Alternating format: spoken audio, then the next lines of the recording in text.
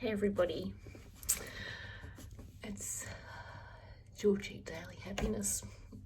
I'm 49 and I'm just sharing with you that today I lost my mum,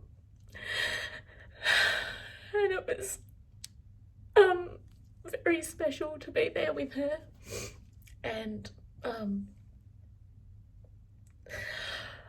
I was with her when she took her last breath, and I heard it, and then I was waiting for another one, and my other sister said, Bronnie said, oh, that was it. And I'm like, what? Because Bronwyn likes to sometimes say things quicker, but Bronwyn knew.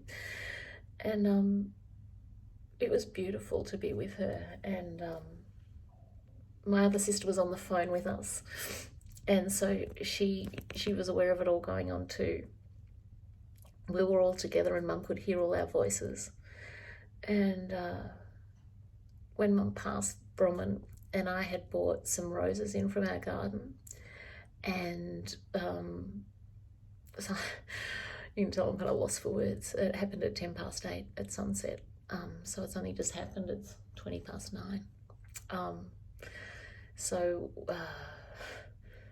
Bronwyn got the flowers and broke them all up because they were sort of dried out after the last couple of days, and they were mainly from Bronnie's garden, but one of them was from mine. It was a dark red, like the colour I imagine with Dad.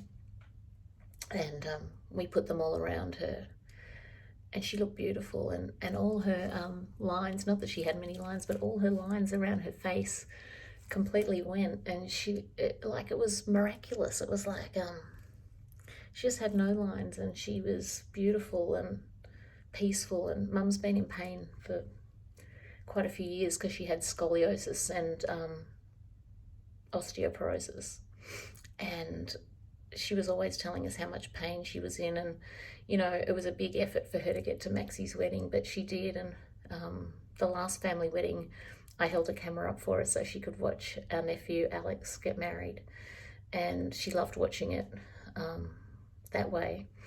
And so things were getting harder for her. She couldn't travel anymore. It was even hard for her to come to Melbourne to stay with us anymore. And I just feel so grateful that I got to be with her, that I was allowed to be with her in these COVID times. How lucky that they allowed us in, because when she broke her hip, we were not allowed to visit. And it was only when we put her into palliative care that they allowed visitors, which was so good, and the nursing staff were amazing. So the happiness is that I got to be with my mum and see her out, and I saw her take her last breath. She saw me take my first one, and I saw her take her last.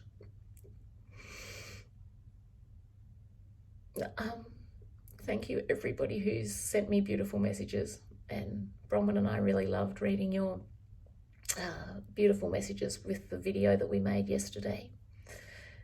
And Bronwyn did have some beautiful words, and it was lovely. She's very spiritual, as is Susie, but it was Bronwyn, my sister, that made the video yesterday with me, and that was lovely that you all responded. I have had so many messages, and when Mum passed, I saw there were a whole lot more there, and I haven't really rung anyone yet.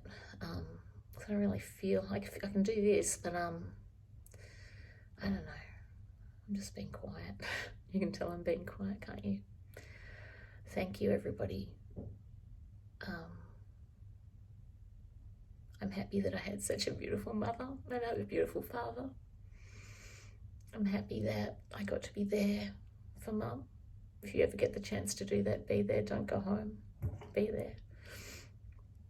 I'm just grateful for my whole family. I'm grateful to Paul for coming down. I'm so happy that he bought me some stuff down today, because when I came down yesterday, I was only, popping in. I didn't know that we were getting to this point, so I didn't have any clothes or anything. I slept here last night in this room that I'm standing in now, and every time I rolled over, the lights would go on because it was movement sensitive.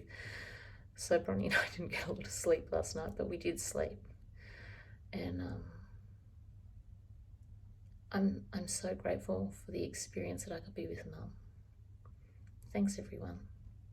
Lots of love.